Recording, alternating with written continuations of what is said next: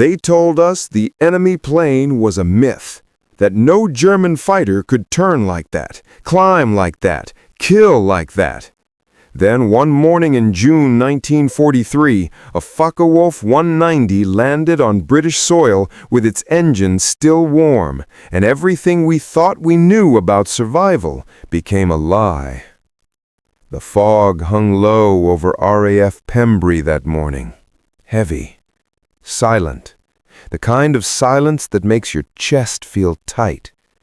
Ground crew were drinking burnt coffee, wiping oil from their hands, talking about nothing important. Then the sound came, a growl, deep and mechanical. Wrong. Everyone froze.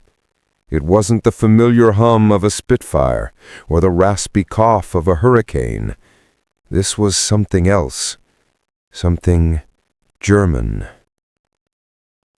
The plane came in low through the mist, black crosses on the wings, the unmistakable snub nose of a Focke-Wulf 190. For a moment, no one moved. No one breathed. Was this an attack? A suicide run? But the landing gear dropped, the flaps extended, and the fighter touched down smooth, rolling to a stop like it owned the place. The pilot climbed out, young, pale, trembling. His hands were in the air before his boots hit the ground. He didn't speak, didn't resist, just stood there, staring at the plane like he'd made a terrible mistake. Later, they'd learn his name, Oberlieutenant Armin Faber, a decorated pilot. A man who'd turned the wrong direction in a dogfight and ended up over enemy territory with no fuel left to turn back. One wrong move, one moment of confusion, and now the Allies had the most feared fighter in the European theater sitting intact on a British runway. The intelligence officers arrived within hours. They circled the FW-190 like wolves around fresh meat. This wasn't just a plane, it was a secret, a weapon the Germans had been using to tear through Allied formations with terrifying efficiency. American bomber crews called it the Butcher Bird. British pilots whispered about it in the ready rooms, voices low, eyes distant. It was faster than anything they flew, more powerful, more brutal. But no one really knew why. The plane was shipped across the Atlantic in pieces, hidden inside wooden crates marked as agricultural equipment. It arrived at Wright Field in Ohio in late summer. The heat was oppressive, the air thick. Mechanics reassembled the fighter in a locked hangar, working under armed guard. When the engine fired up for the first time on American soil, the sound rattled the windows. It was angry, hungry. The test pilots chosen for the program were the best of the best, men who'd flown everything, men who thought they'd seen it all. Captain Harold Watson was one of them, 32 years old, calm, methodical, the kind of pilot who didn't show fear because he'd learned to bury it deep. But when he walked into that hangar and saw the Focke-Wulf sitting there under the lights, something shifted in his chest. It looked mean. That was the only word for it. Compact, muscular. The cockpit was tight, almost claustrophobic. The controls felt heavy, deliberate. German engineering was precise, unforgiving. There was no room for error.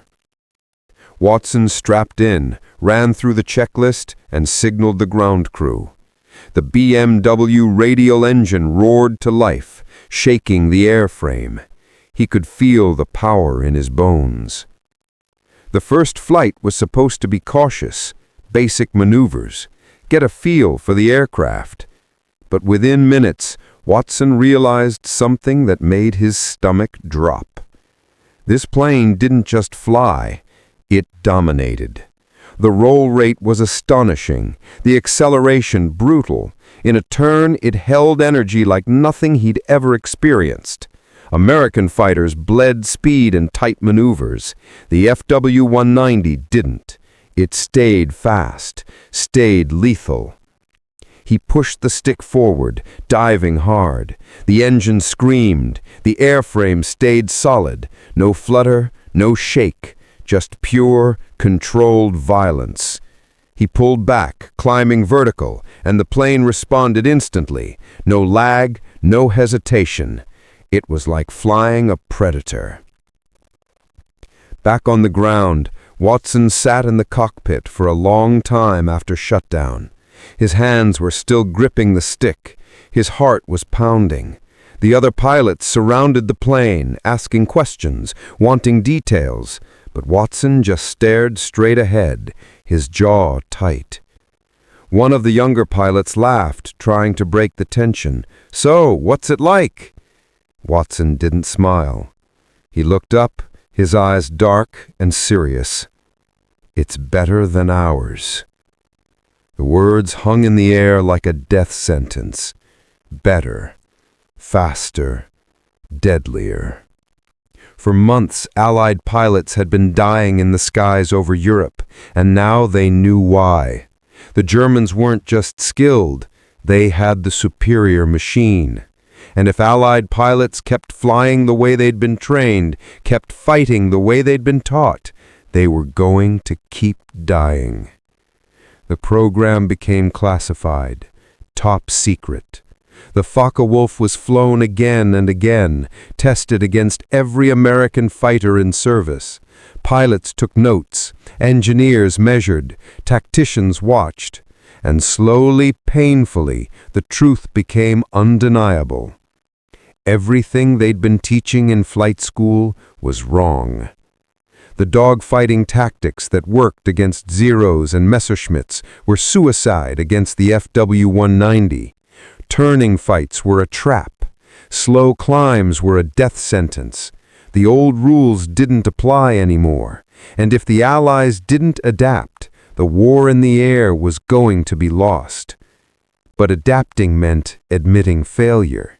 It meant rewriting doctrine, retraining thousands of pilots, and it meant accepting that young men had been sent into combat with strategies that got them killed.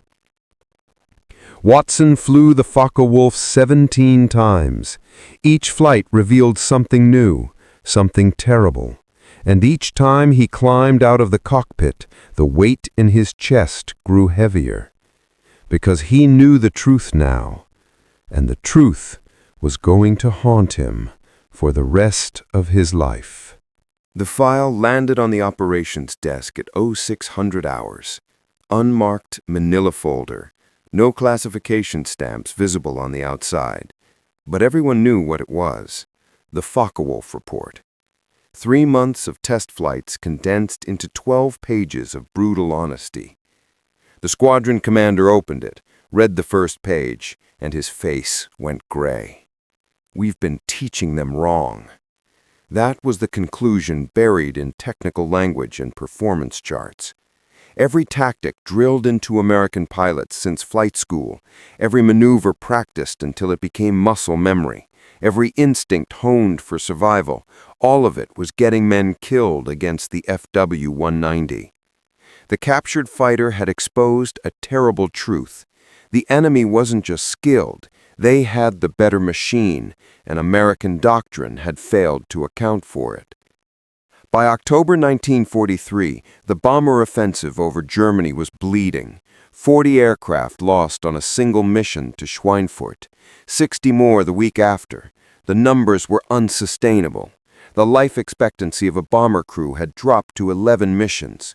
Fighter pilots escorting them were dying just as fast, ripped apart by German interceptors that seemed untouchable.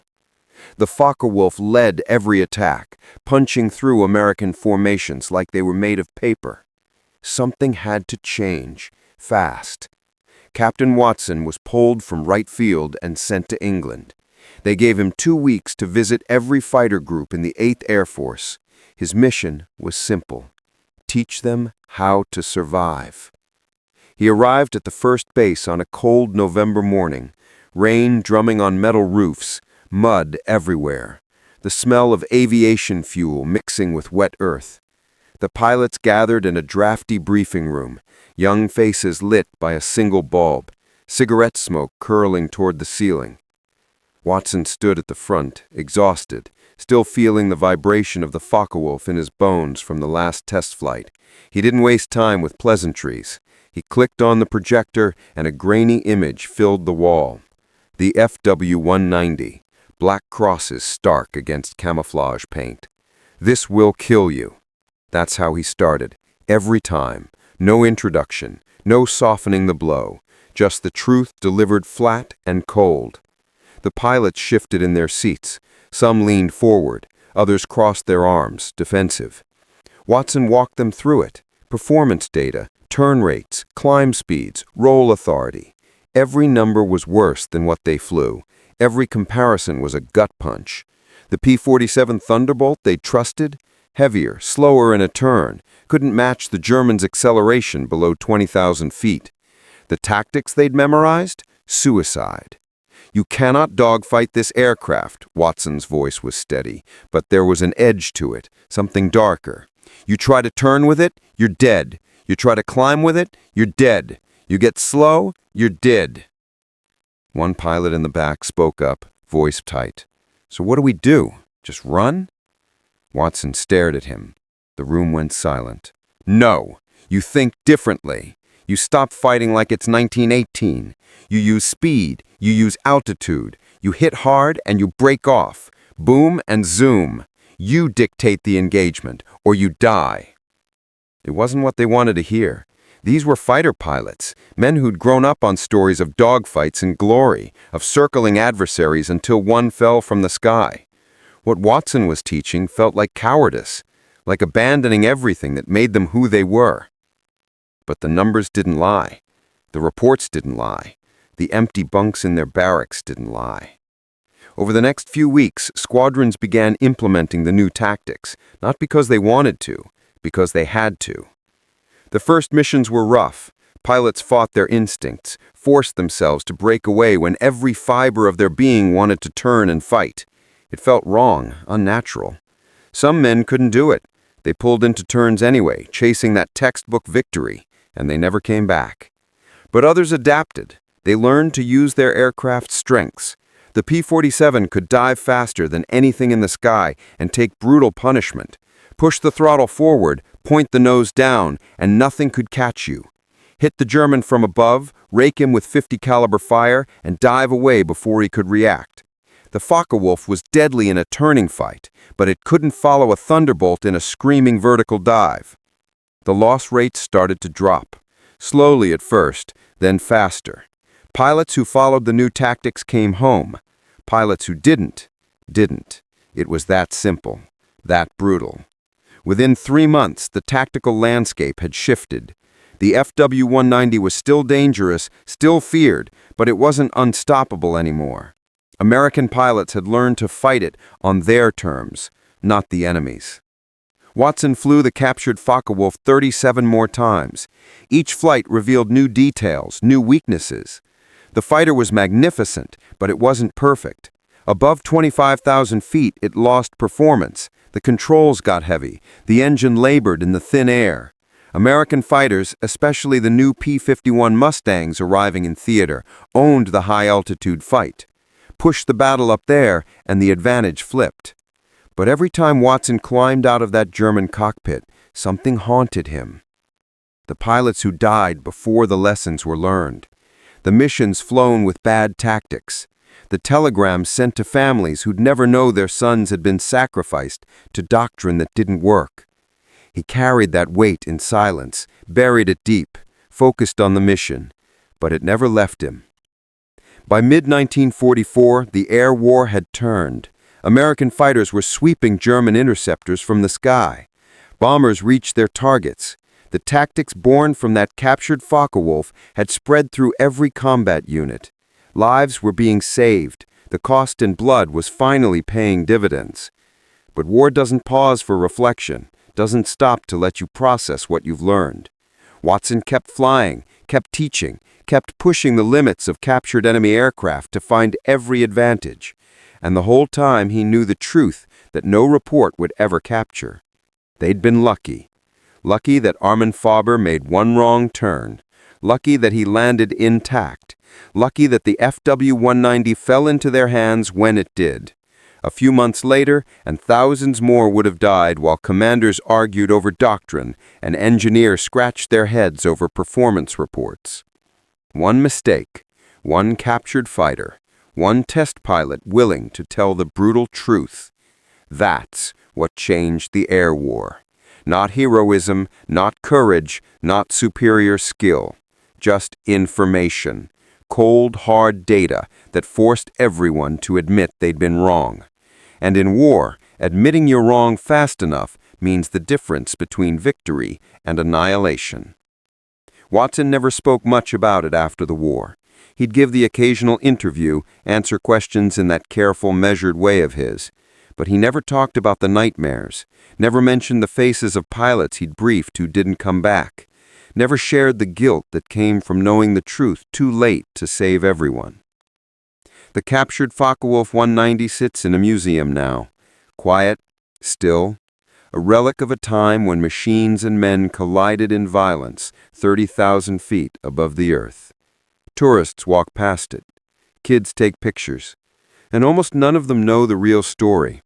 That this single aircraft rewrote the rulebook, that it saved more Allied lives than anyone could count, that it proved the enemy could be beaten not by outflying them, but by outsmarting them. Watson died in 1988, surrounded by family, his final days peaceful. But in his last weeks, nurses said he'd sometimes stare out the window at the sky, his eyes tracking something only he could see, listening for an engine that stopped running decades ago. Remembering the moment everything changed. Because that's what war does. It takes a single moment, a single mistake, a single captured machine, and turns it into the difference between survival and extinction. And the men who lived through it never forget. Not the sound, not the feeling, not the weight of knowledge that came too late for some and just in time for others. The ghost fighter taught them all how to live. And that lesson, written in blood and fuel and cold morning air over England, is the one that mattered most.